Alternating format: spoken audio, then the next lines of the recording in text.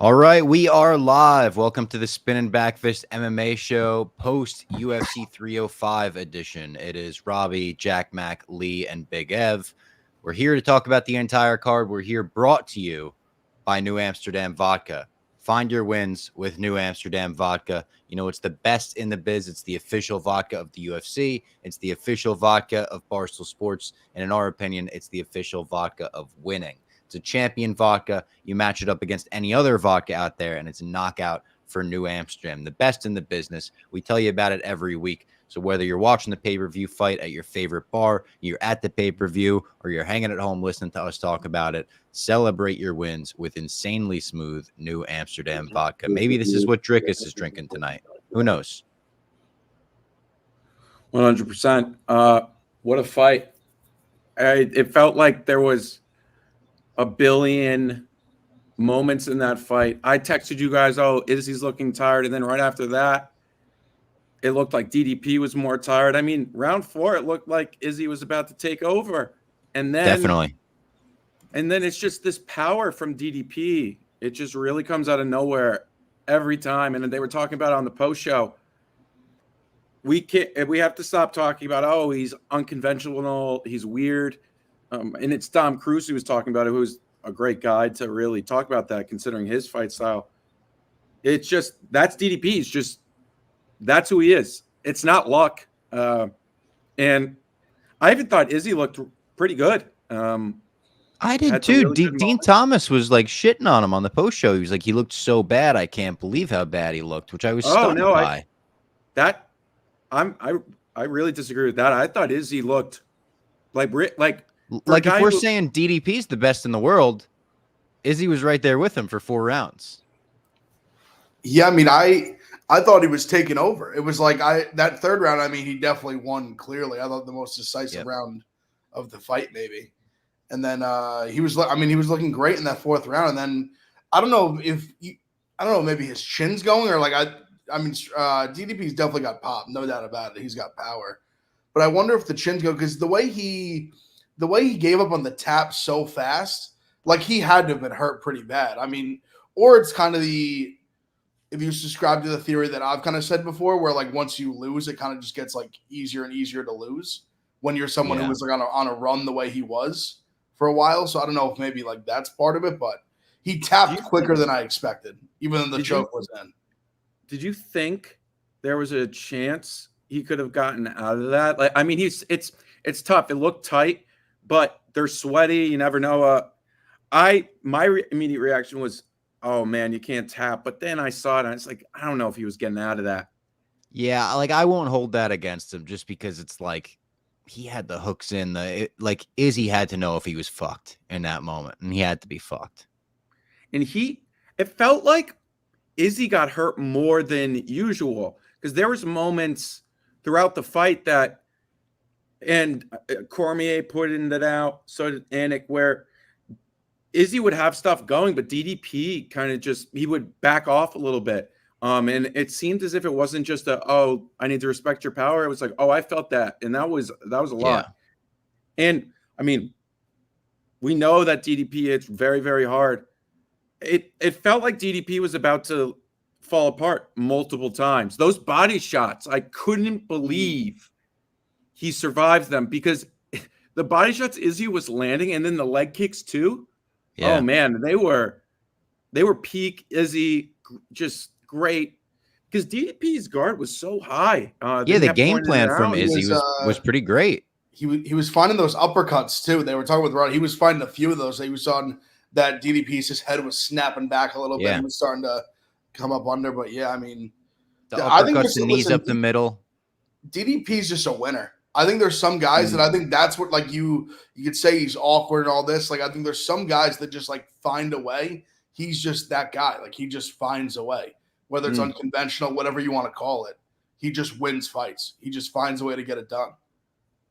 This run he's on is outrageous. The Strickland fight, which you could say he lost, like he was right there for the whole fight. So it's like he's unreal right now. He's amazing. He fights through the adversity. He fights through being gassed like it's nothing.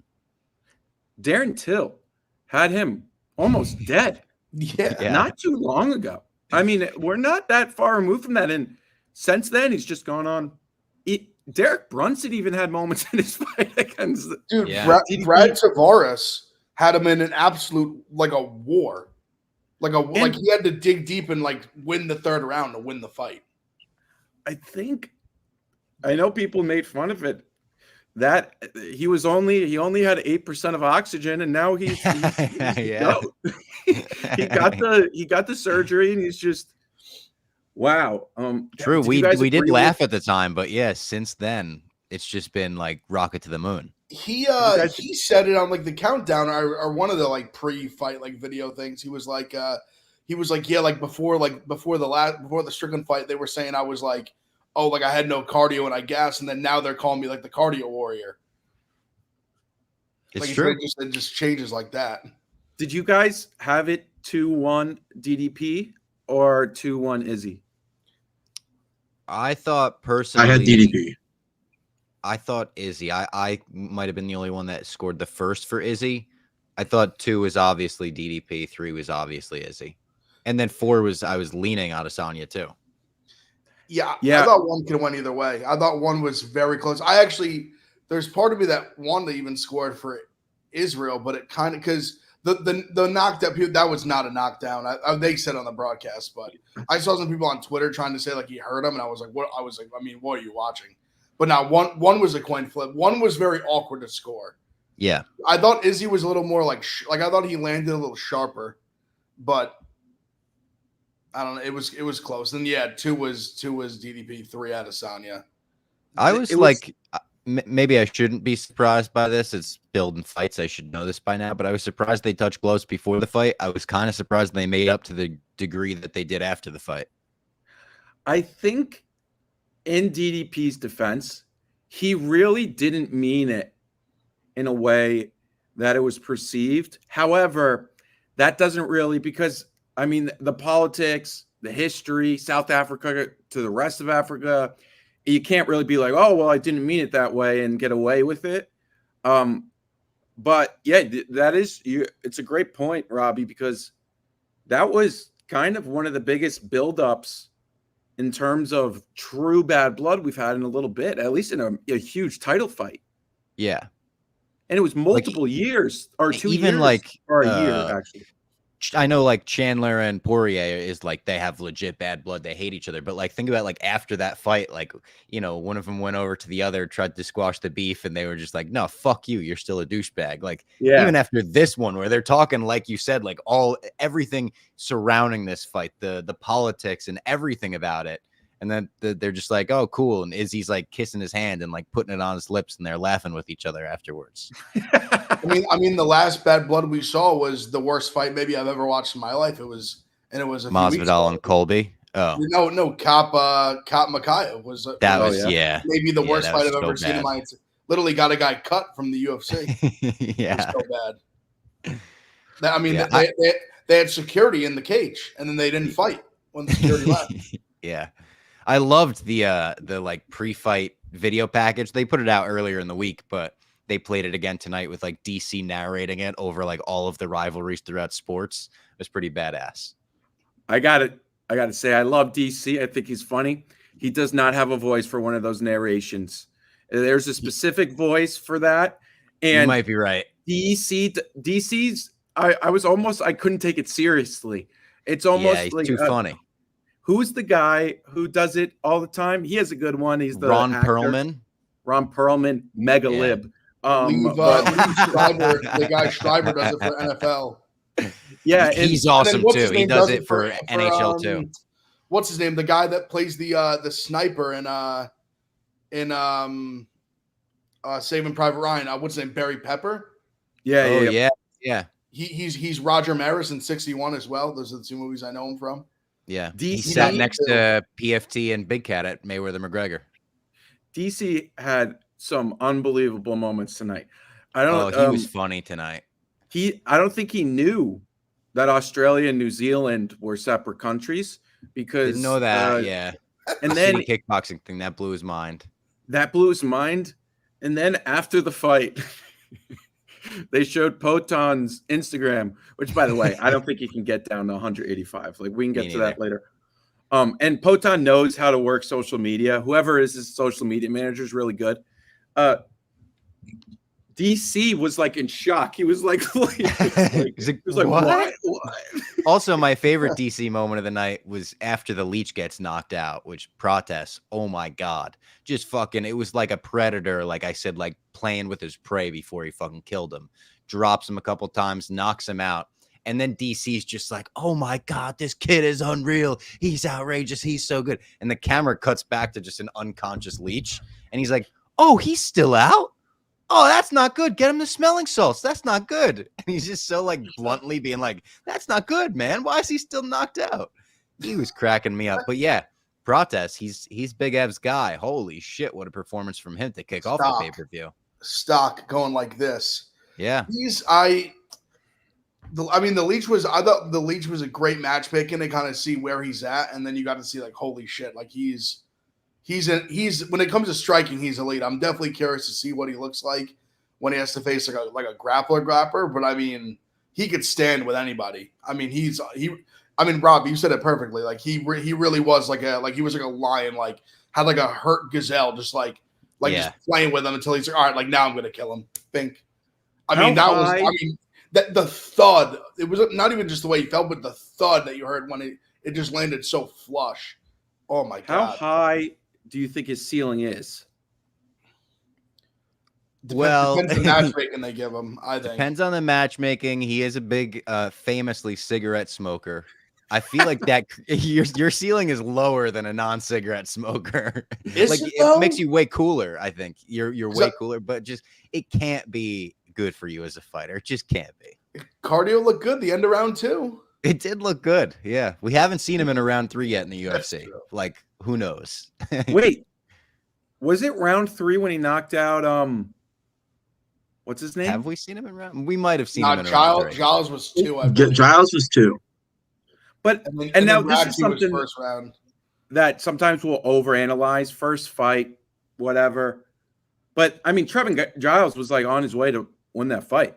So we're not too far removed from that. But what were you gonna say, Lee? Giles also was beating DDP for like the first like. That's true. There we go. That's the point. That's what I was waiting to counter with that. I know. Hey, that's a great counter. Knocked out. Like that was like a.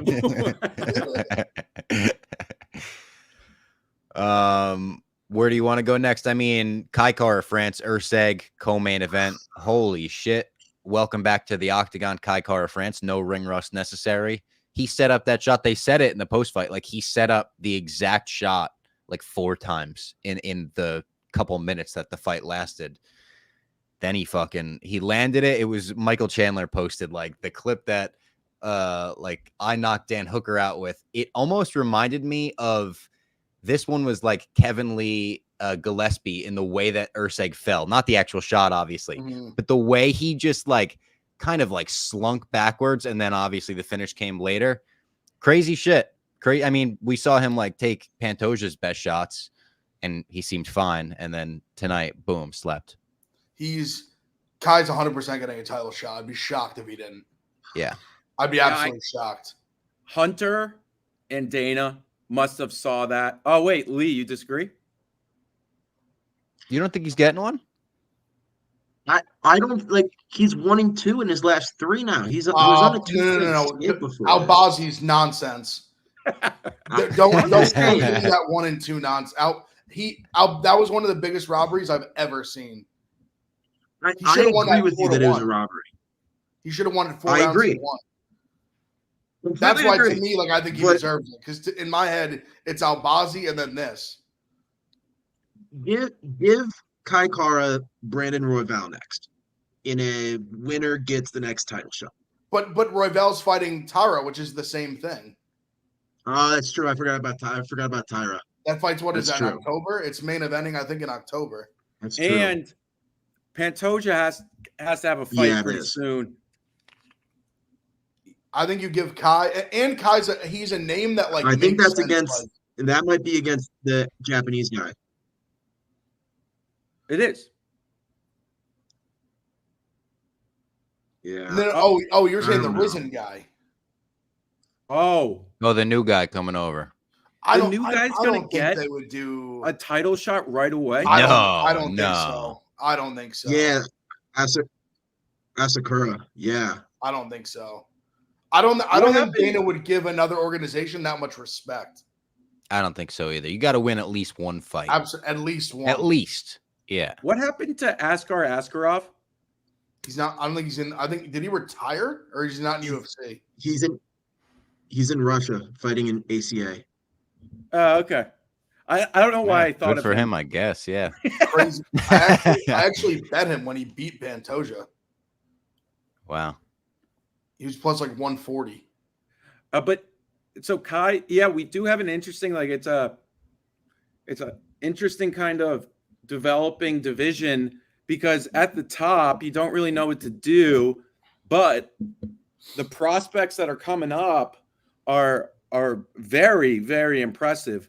Tyra, obviously we have the Royval situation, and then I mean even what's his name? The guy is, I think he's from Kazakhstan. What's his name? Azabulov, whatever. Oh, Amabulov, yeah. Yeah. And so I mean, there's a bunch of it's a fascinating division. It doesn't have a lot of huge names, but Pantoja is obviously the biggest, but Kai's who's the bigger guy name? with like 13 fucking, they said it tonight, 13 first round knockouts as a flyweight is insane. Yes, well, Kai may be like, in terms of names in this division, is he bigger than Moreno still, obviously, but like, is he bigger than Royval? Yeah. Yeah. That's the why city I think kickboxing connection helps a ton. That's why I think he definitely gets the title shot. And then the Tyra Royval winner is like next in line. Yeah. Because I mean, Pantoja's been pretty active. Like he fought in May. He's gonna want to fight again soon, and that next fight's not booked till October. So I feel like they could make him like the co-main event of like either like December card or like one of these last like in New York or something like that, the co-main event, like something like that. And I feel like that would make a lot of sense. Speaking of city kickboxing, Dan Hooker, tatted Dan Hooker. This guy, he's the new mythical fighter. I tweeted the inked up Dan Hooker. DC, one of the best lines he had tonight was when he walked out. He was like, Dan Hooker looks like he just unlocked the customizable features in a video game, which is great. And then, yeah, he just gave a fucking great performance against Gamrot. We said he could do it. We were saying, like, we feel like this is the kind of fight, the kind of matchup. Gamrot gets dropped in a lot of his fights where he's not, he doesn't have the best chin in the UFC. And Dan Hooker went in there and did exactly what he needed to get a win. He said afterwards he wasn't excited with his performance. He was like, I don't think I fought that great. He gave a very like funny, over-the-top Australian like post-fight interview as well, where he was just like grabbing the mic with the "How do you like me now? How do you like me now?" Like just going nuts. But it was just great to see him get the win, especially in front of the hometown crowd, people going nuts for him. Not hometown, but you know what I mean. Dan Hooker's the man. He's just the man. I'm just like happy for him. Like this, I think I said a little bit in the pre-show, but when he gets knocked out by Chandler, he goes down to 45 and gets finished in the first round by Arnold Allen. I think most people thought he was cooked, like career over, like never going to be the same. And what a run back to the top of lightweight. Unbelievable. Good for him. I've seen people say it already. Running back him and Poirier would make a lot of sense, and I think a lot of people would very much enjoy to see that fight again. Yeah. I think that's Poirier's saying he's got one more, no-brainer. right? He keeps saying like one more left in me or something. Dude, He's that's doing that's the Dana the Pierce one. thing. That's the one. Run that shit back. Yeah. I saw Gaethje even suggested. I like that too. They've never fought, so I like that. Yeah, as that'd well. be cool. And the BMF's in this weird spot because it's like Max has it, but Max is fighting for the belt, so you could kind of savor it. I mean, it's a fake belt, so you could just you could do whatever you want with it. Yeah. Obviously Gaethje doesn't have a fight booked yet. He's in a weird spot, but yeah. Someone suggested just in the chat right now, Patty against Hooker. That would be crazy. I'll tell you what. That may Not be a that great crazy fight, though. I don't think it's that. That would not shock me if they made. No, that, I don't think it's that you crazy. now all of a sudden you put that 5 next to Dan Hooker's name, Yeah. and you use Patty, and you're kind of like, hey, no matter who wins, we're kind of like we're UFC feels good about this going forward. Shout out Abraham in the chat for suggesting I don't that. hate that. I don't hate that call. I could definitely. That would not shock me at all. Crazier things have happened. This week, I mean, Khalil Roundtree Jr. is fighting for a title. Yeah. MPI's not happy with Abraham. Those are two. No, he's not. Yeah. MPI and Abraham are two of our like loyal spinning back fist guys, and they're kind of going at it in the chat right now. But at the end of this show, they got to make up like Izzy and DDP. They got to be like all good. See you next time. We have over 200. Alex Weismiller, shout out to Hooker Charles. I also don't hate either. Don't hate that fight either. Would love to see that. So a lot of fun matchups. There's so many. At the top. So many good fights. We got over 200 right now watching, 200 plus. Please subscribe. We're also obviously we do these post fight, but also subscribe on the podcast.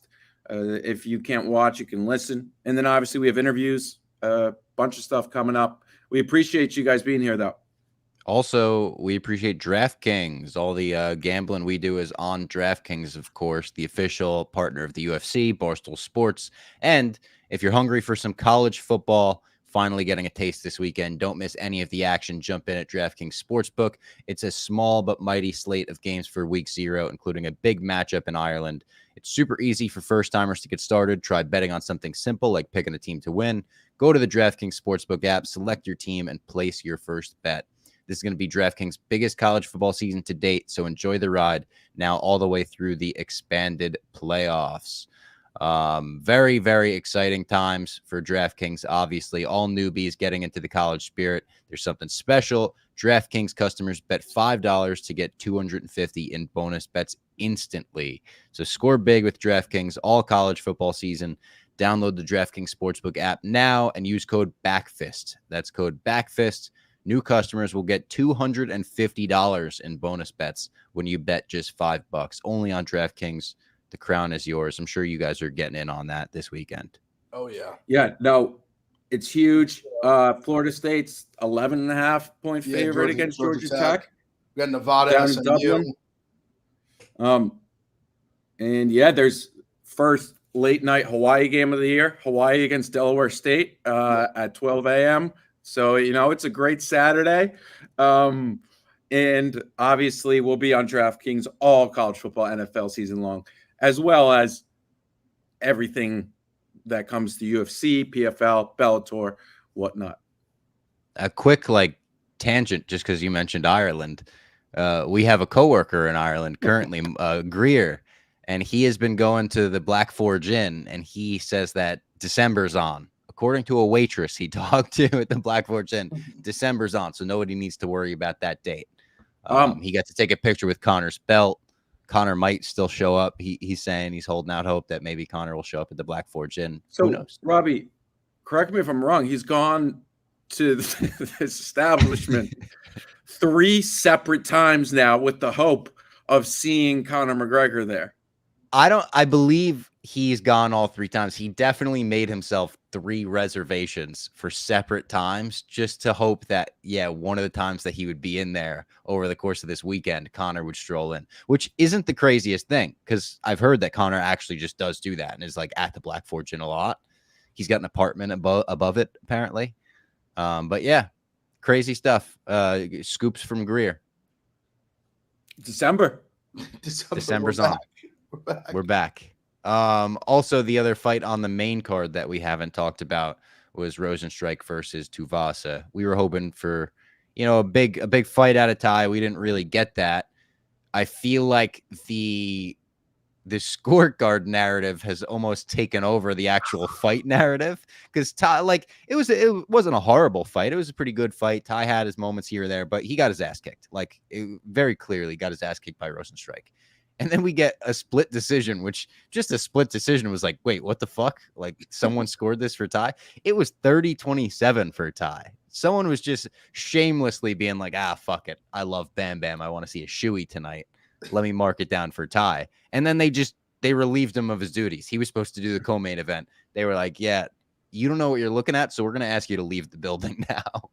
Jorginho didn't realize it. He tweeted recently, he was like, wait, somebody scored it 30-27 for Ty? And if you listen on his post-fight, he thought it was 30-27 for him, and he was confused. He said, no, DC asked him, like, were you shocked by 30-27 for Ty? He's like, no, it was 29-28 me. I think he won the second round, but I definitely won. He thought the scorecard was for him, and he was just shocked that he couldn't even process like the fact that someone would be like, yeah, he won all 3 rounds. Like, what? I think it's I think it may be one of the worst scorecards in the history of the UFC. It's really bad. I was thinking that when it happened, I was like, damn, I was like, I was almost like mentally preparing to say that on this show. And I was like, I've probably said that 4 or 5 times in the last like 6 months. But this time I mean it. This time I really mean it. I love that they kicked him out. Like that they're holding them accountable and they're like, yeah, you're not doing this anymore. Like, enough. And this is a guy who bet on Tuivasa. Like when they read the 30-27 for Tuivasa and then they do the second 30-27, I was like, tell me this is happening right now. It's like, no way. I was like, because I'm not above it. I'll take it. And I'll shamelessly take it. But I mean, just shocking. I mean, I thought it was a clear as day 30-27 Rozenstruik. Yeah. Even Rozenstruik saying that Tuivasa won the second round, I thought was crazy. Yeah. I thought it was just clear as day. Like, that's a sweep. That's 10-9 all 3 ways. Rozenstruik decision saved my night, like, quite handily. And if there's a second judge there that was from Australia and gave it to Ty, like, there would be no more computers here. There would be nothing. I would be breaking everything. No There's dishes. no way. No dishes. Nothing. So I looked pretty deep into this guy. Pause, but I was trying to see if there was a connection. So he's from New Zealand. From New Zealand. He's been in the MMA scene over there for a while. He's been judging UFC fights since 2017. So I mean, this guy's not just off the street. I couldn't find anything. I was going on Facebook, Instagram, trying to see maybe he follows Ty Tuivasa. Maybe his son follows Ty Tuivasa. But nope. I think he just had truly an awful scorecard. Like, it was just when it's so bad like that and it's 30-27 the opposite side, I'm like, did he just fill it out wrong? Yeah, I think that sometimes. I also sometimes think, like, you guys ever watching fights and you just space out during a round and the round is over and you're like, oh, wait, like, I don't know who to give that to. I think maybe he spaced out all 3 rounds and all 3 he was just like, he flipped a coin, Healthy debate for the panel. What was a worse scorecard this year? Tuivasa 30-27 or 49-46 Costa versus Strickland? Oh, that one might actually be worse. Oh, that's a great. I would say that one might. I think Strickland might have won more decisively than Rozenstruik did today. And also, like, both over 5 rounds, like, you had more opportunities to get it right, and you didn't. It was much closer to 50-45 Strickland than it was to even like 48-47 Costa. Yeah. And I think it was a 49-46 Costa, which was the craziest part about it. Yeah. The Cheeto over Sandhagen was bad. Yeah. Oh, yeah. Oh, my God. I forgot about that. Actually, that one might be the worst. Yeah, we've had some bad ones. That one might actually, good call, Matt Connors. That one might be even worse than either that I said. Yeah. 50-45. I forgot about that, how crazy that was. That was outrageous. Or no, 48-47. Wait, was there a? So one of them definitely did have him winning. I definitely did. I'll check it. I think it was 48-47 cheating. Definitely, somebody definitely had a card for him for sure, which was shameless as well. The prelims, we had some like weird fights on the prelims.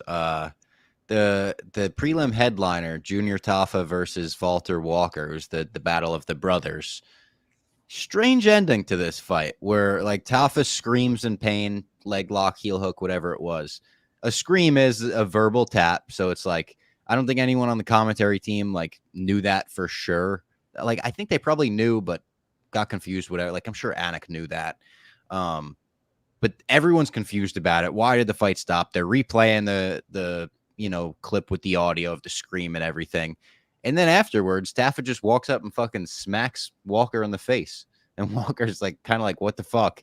I thought his call out afterwards was funny when he's just like, I want your brother now. I want your whole family. Like he's just like going after him like that. But yeah, kind of a weird fight. And like, just, it was weird from Tafa at the end to be like, I'm going to smack you in the face. Like, it wasn't his fucking fault. He put you in a submission. You screamed and the ref stopped the fight. He also... He didn't like really fight it that hard, like when they called it. Like at first, he wasn't really, like arguing with the ref. Yeah, he kind of just laid there, like he just was like, "Jesus, my leg almost just got snapped off."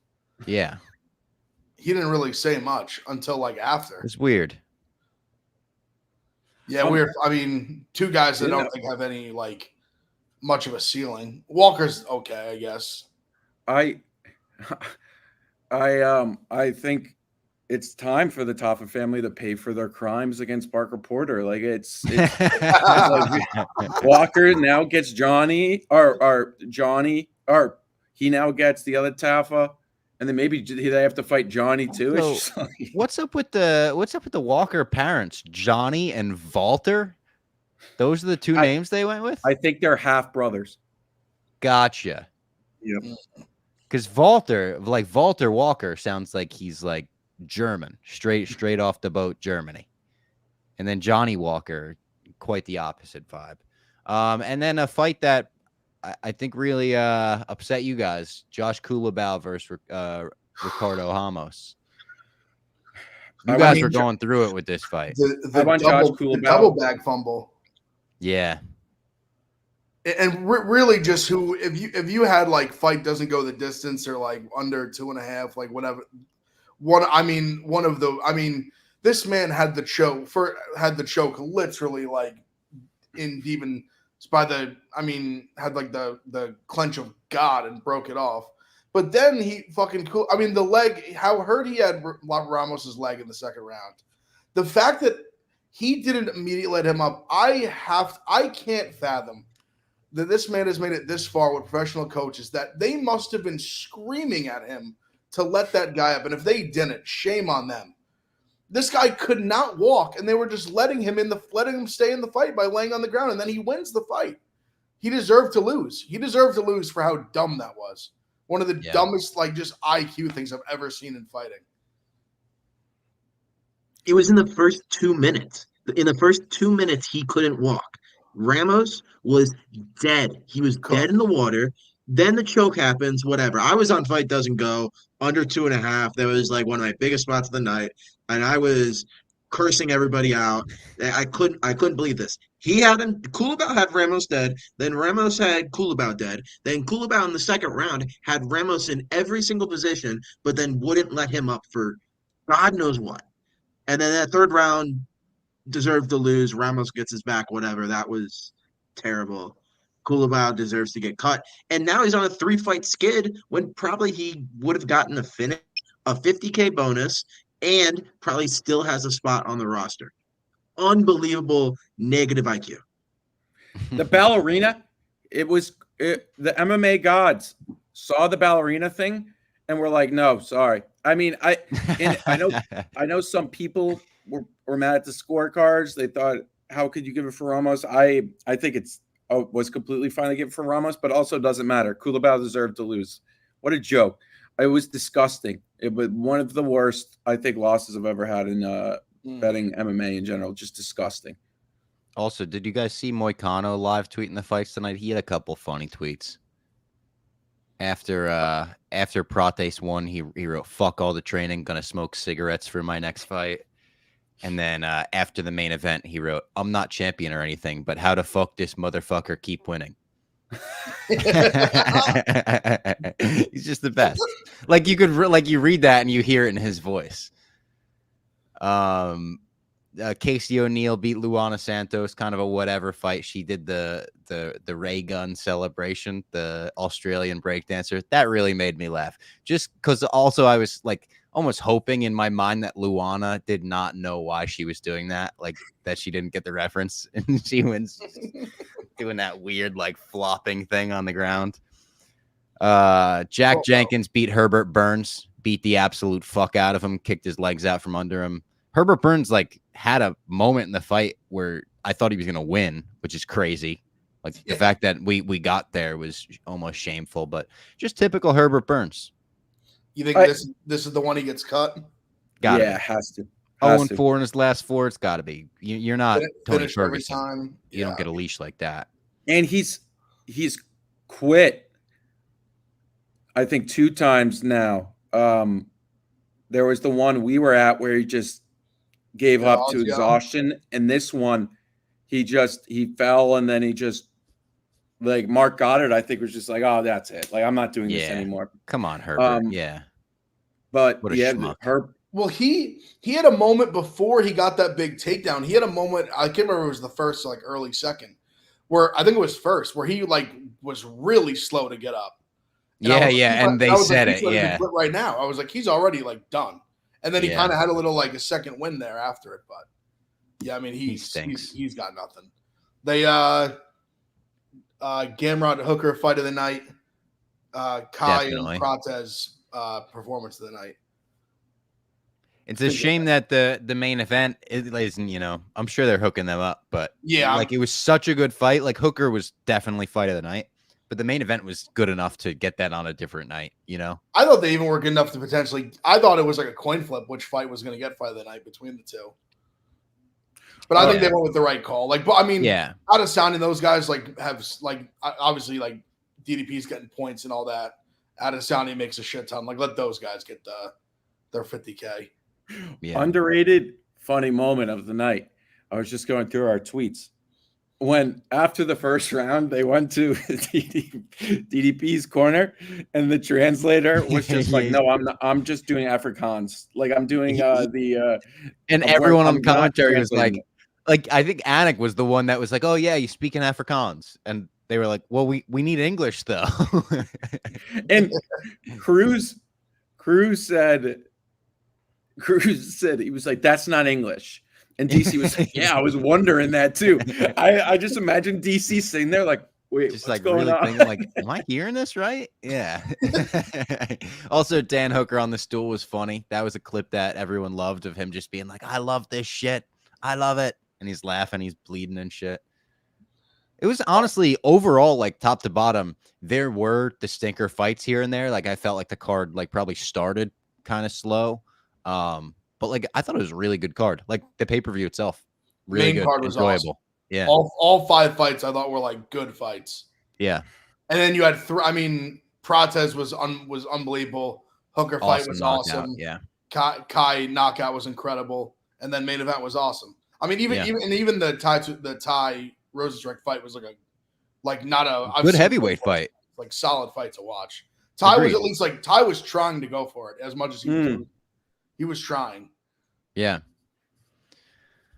Also want to tell everyone about the PFL. PFL playoffs continue this Friday, August 23rd with welterweights and featherweights headed to Washington, D.C. We were just in Hollywood, Florida for the card this past Friday. It was a great time.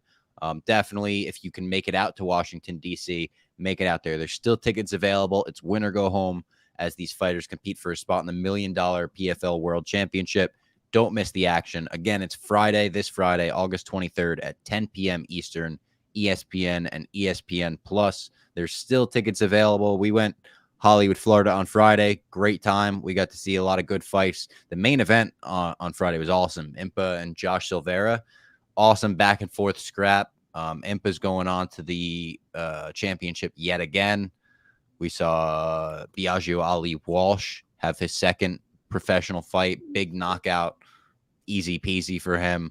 It's a good time. Going to PFL Fights Live is always fun. Oh yeah, no, fights were awesome. Yeah, it was awesome. It's a great card. Also, I thought it was funny that Jared Gordon was sitting directly behind us. We're watching a lot of the fights with Jared Gordon. Shout out Jared, nice guy. Great guy. Yeah, Jared, he was. He brought up the Patty stuff, of course. He did. I wanted to tell him, bro, we have we have Lee. Like Lee tweeted out that you won the fight. So, but he was awesome.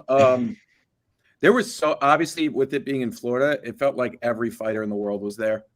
There's a lot of fun. Awesome. I mean, PFL put on a good show. Brendan Allen and Vettori, Casino Brawl. So we leave. Av and I were outside where the fight happened. It must have happened 2 minutes before we all left.